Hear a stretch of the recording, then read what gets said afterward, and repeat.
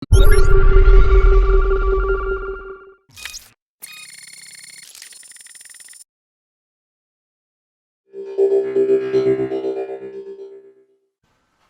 and welcome, dear viewer, to a quite special interview with me, Sebastian Sjöberg from GGvision.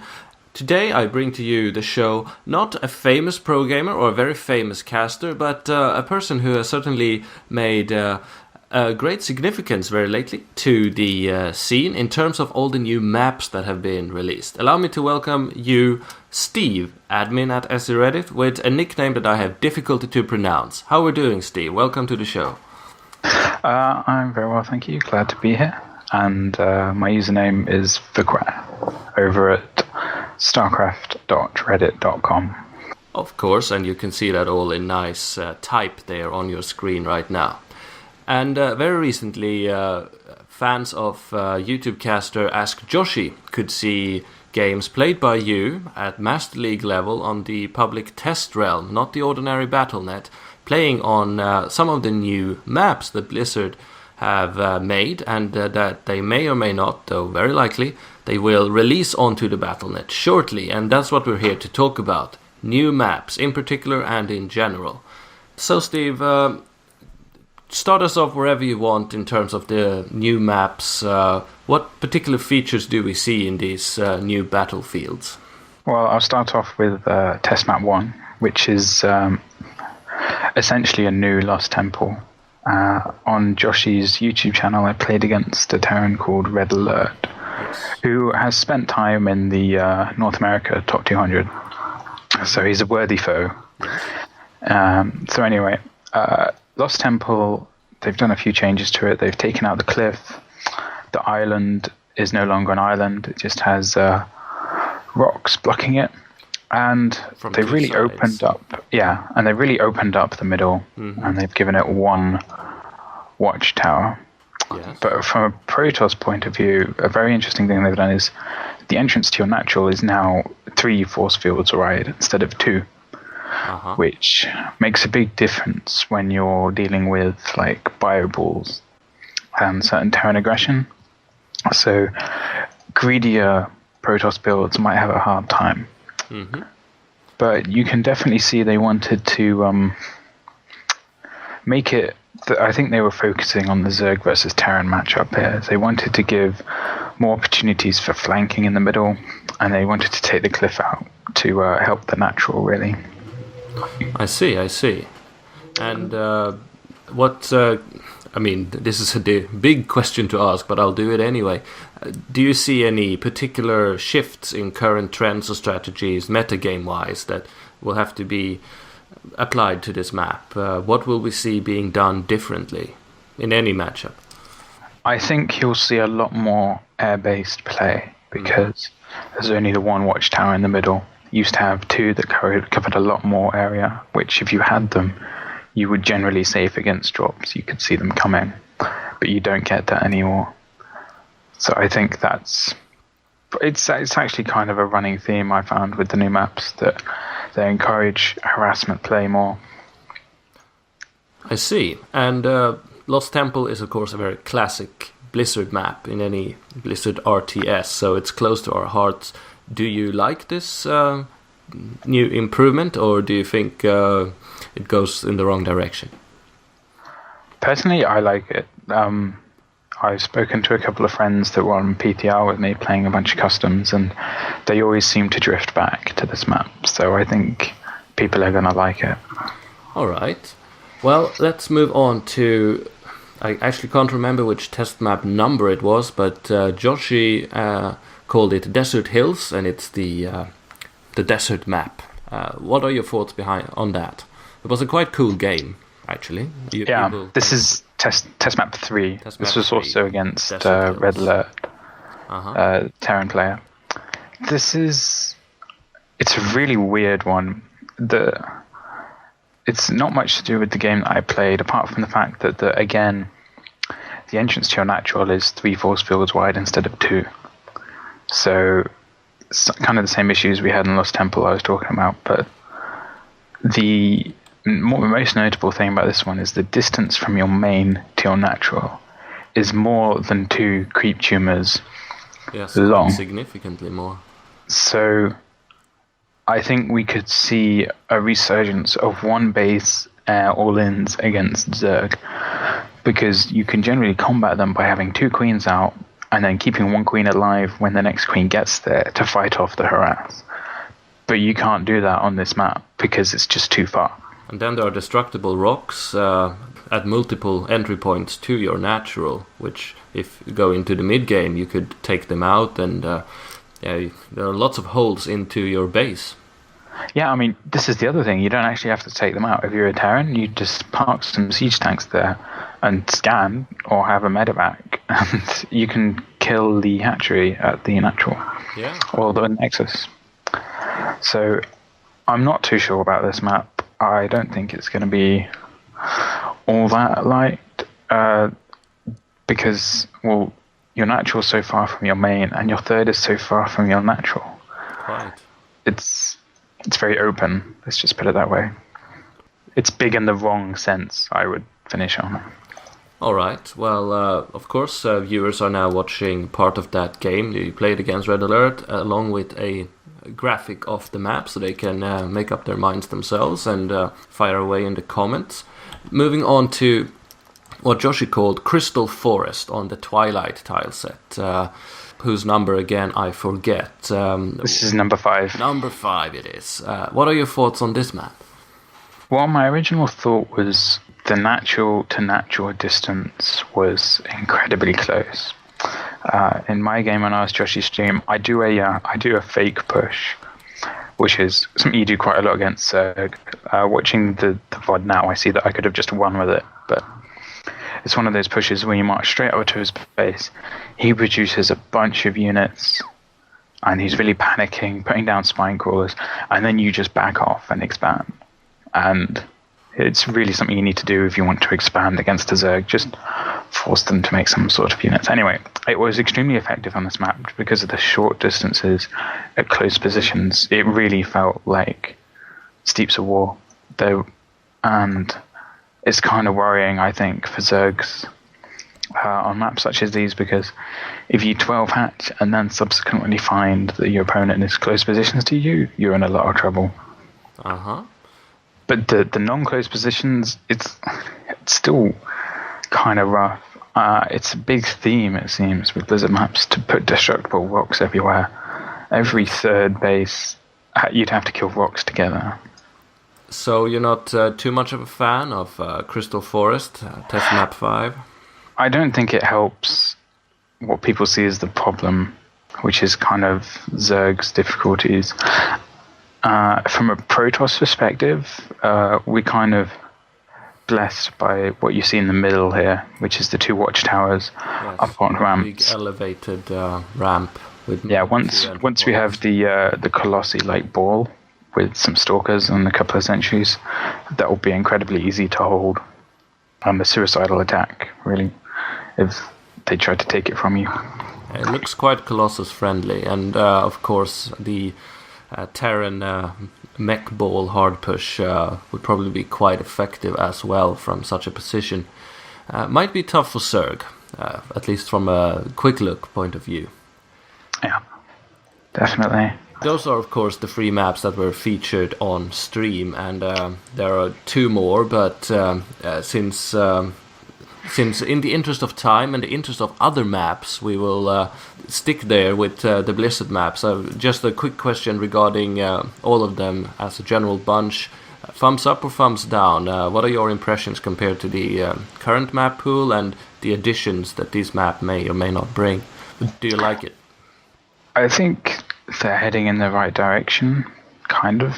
Blizzard want to keep the randomness element in, of you could be extremely close to your opponent or you could be extremely far from your opponent, which kind of encourages reactionary play. Very well. That is one way of making maps. Blizzard, in the history of StarCraft back in Brood War, were not the very best at map making. The Koreans were, and now GomTV with the current Team League, the GSTL, have released new maps made by them, especially for the purpose of professional play, because I think it is a valid point to say that Blizzard makes maps that are intended for every player to play on, newbies as well as gold players up there to the Masters League, which is perhaps not ideally suited for the highest level of play. Whereas if you make a map designed only to be played by the best with the sufficient skill, you get a different kind of map, and that's what GomTV has tried to make. And we're going to talk a bit about the new maps that we see in GSL March and in the current Team League. Will you start off with the map of your choice, Steve? Before I start, I'd just like to say that in addition to these new maps, GomTV also modified the Blizzard maps that they kept. Yes, they thank took you for over. reminding me about that. Let's start off with that point.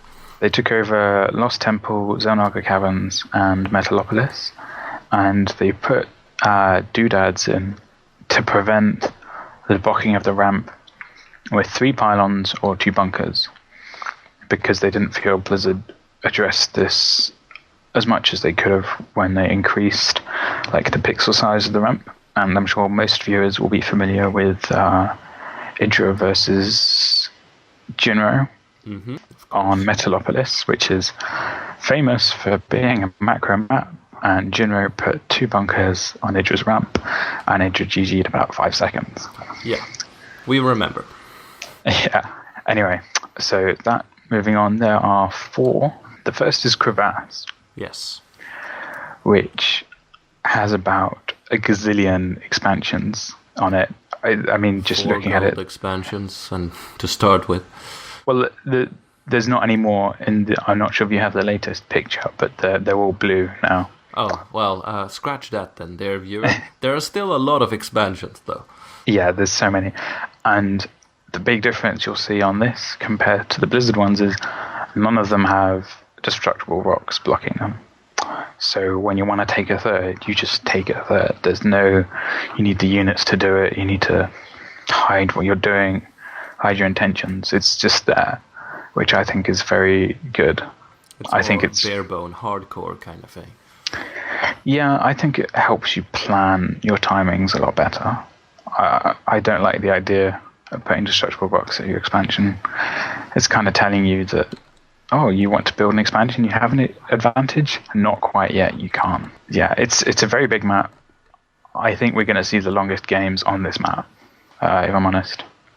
Yes. TVTs, especially, actually, on this map are going to take hours. It could be a drag, actually. But it looks like a fun map to play. But also, I believe, from a newbie perspective, this big a map with these many expansions, you wouldn't have to fight until you really, really had to or wanted to.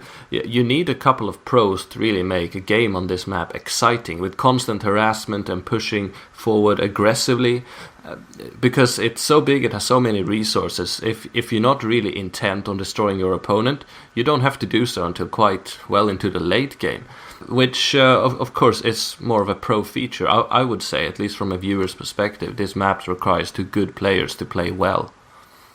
Yeah, from a Protoss perspective, it's a very easy map to go the 3 base, Colossi, Stalker, Void Raid, Deathball against Zerg, and there's not really much they can do about it. Now they have to have like 6 expansions and the entire tech tree mapped out for something like that. It's also got one of these elevated middle bits that I think a ground army of Zerg will struggle with. Possibly. It looks quite wide, but will it be wide enough? Well, we'll have to see. And it has one of the little funky graphic hexes on it as well, which I guess is cute. So, thumbs up or down for this map? I think it's a good map, and I think we'll see good games on it. I think so too. Shall we move on to tal'darim Altar? Okay. This we saw. I mean, I don't want to spoil anything, but in the GSTL... You can spoil. Squirtle played on it. Yeah, Squirtle played on it, and it was a very interesting game. If you were listening to the commentary, you know that the third mines out a lot faster than a normal expansion. Yeah, we haven't seen that in StarCraft 2 yet, I don't think. No, we haven't, and it created an interesting dynamic where the Terran's hidden expansion just became immensely powerful, as it kind of became a race against time for the Protoss. Anyway, this map is a massive. It's you'd have to play on it to really find out, but it's absolutely huge distance-wise, and I think that's going in the right direction.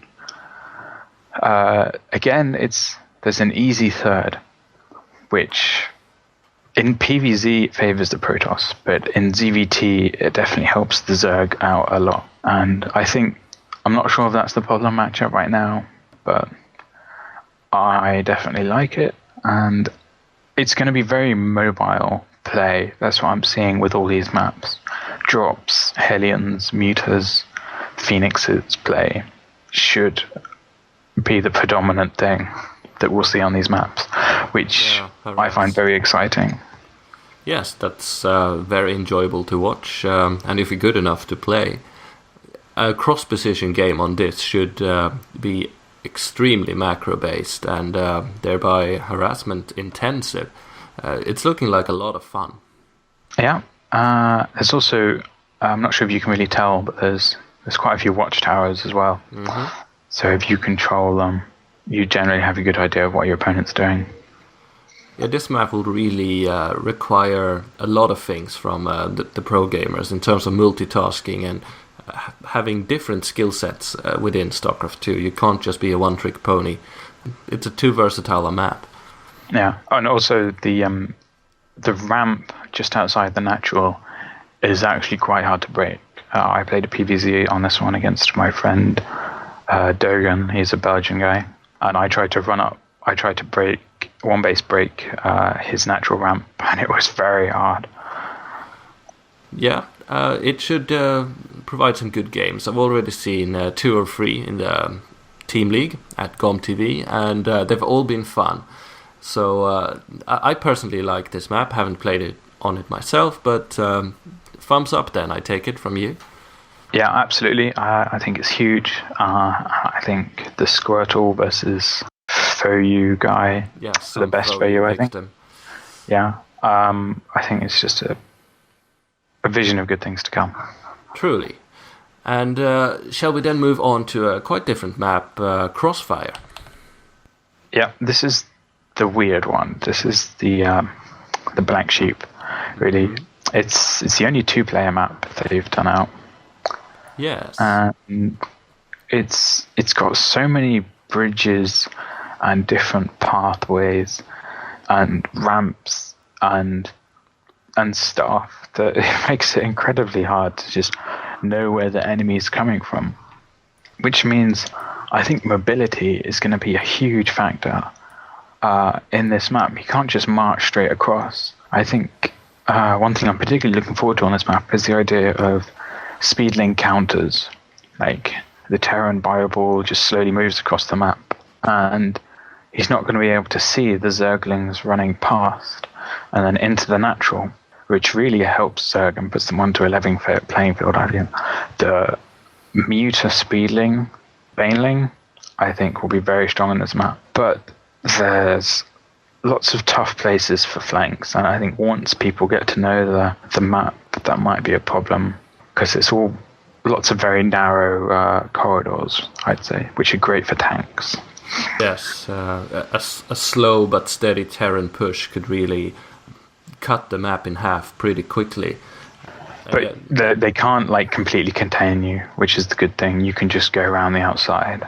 Yeah, there are 4 entry or exit points out of your base, as I can count, and that's more than we've ever seen.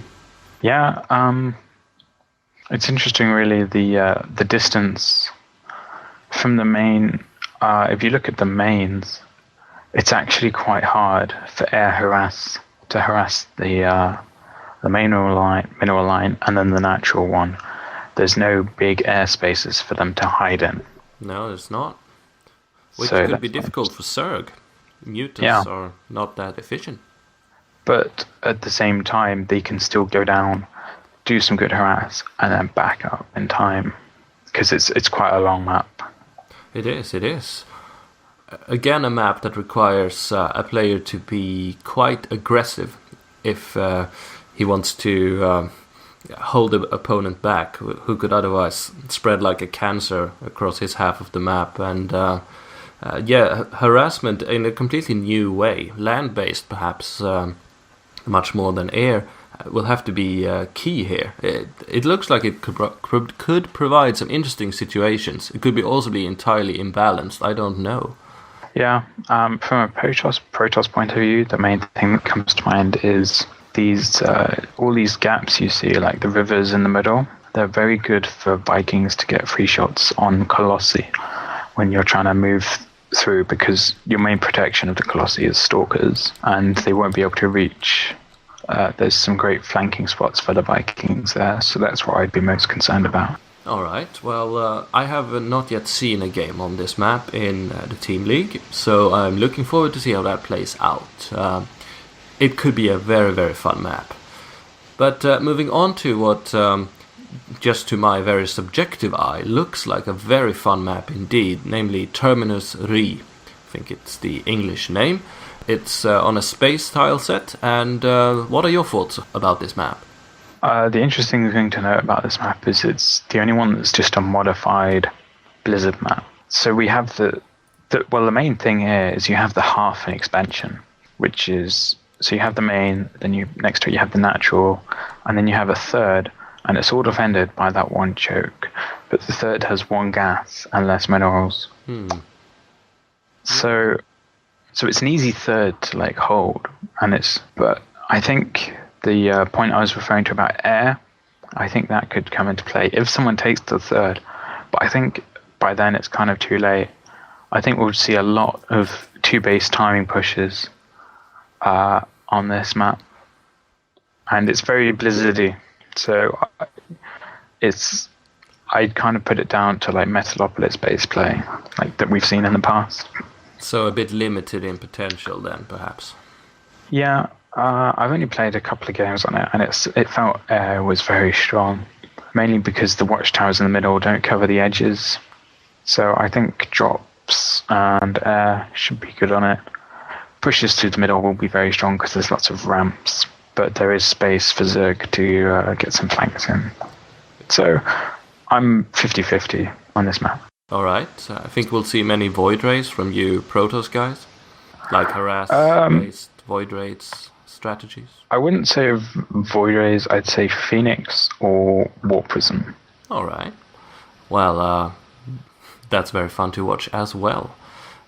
So, in terms of the GomTV maps, these are the first ones they've made with pro play in mind, I would say. What is your general impression? Thumbs up, down, thoughts, wise words? Absolutely thumbs up. I think they've gotten over the strange fascination Blizzard have with putting destructible rocks at every expansion that you want to be your third base, and I'm definitely looking. I'd also like to take this small time to plug the GSTL, and if you haven't considered getting it, I would. It's only $5 for the ad stream. Definitely check it out. There've been some great games on the new maps. Truly. And the VOD quality is superb, so I think it's worth it. And you should check it out. Definitely, and it brings back the glory of the old Pro League format from the Brood War days, where a team is pitted against the other, and then one enters the booth, and so does his opponent, and whoever wins gets to stay in the booth to face the other. Whatever team gets 4 wins first wins. You could see all kills, you can see reverse all kills, which is even cooler, and it's just a lot more drama. It's a great thing to watch. Check it out, guys. GomTV.net. So, Steve, just generally, before we round this off, do you see the new edition of maps updated and changed every season as being a crucial part of keeping StarCraft alive? It's a bit of a leading question, but how important is it with new maps in professional StarCraft 2? Absolutely essential. I mean, we've seen, to anyone that's followed the Brood War scene, this is a non-issue really, because they've seen the metagame and the style of play just evolve over so much time. I mean, there was a phase recently where everyone was getting quite bored with the scene because Flash was winning everything. Yeah. But then the new maps came in, and then Protoss started winning for the first time, and it always manages to breathe life when you might be despairing slightly. But I mean, end of the day, it really comes down to who is going to use the GSL maps and who is just going to stick to the Blizzard ladder maps. And I think we should definitely encourage new maps, and we need to get on board with convincing Blizzard that we can ladder with maps that they didn't make, Yes, the politics behind it. Because this is the main problem that we had compared to Brood War. In Brood War, you could just go on ICOP, and they had a good job of keeping the Korean maps relevant. Yeah. But here, the person who's on a pro team has an advantage over the person that isn't, because they can practice with top-level players on the new maps, whereas the more individual-based guys that aren't as established yet cannot. Yeah, and that of course creates a familiar rift between the pro scene, which is still predominantly Korean, and the general mass of aspiring players and want-to-be pro gamers who can't get access to the necessary tools. The petition starts here. We need to convince Blizzard that pro maps made by others are indeed a good thing to have on the ladder. So, thank you so much for coming on the show, Steve, and thank you so much for sharing your map insights, maps that we will see soon, as in the Blizzard ones, definitely on the Battle.net, and hopefully we will also be able to play on the GomTV maps with a bit of luck soon as well. Any other closing words, shout-outs, or anything like that, Steve? No, I love the show. It's great to be here. Thank you. Thanks for having me, and I look forward to your Liquid interviews coming soon.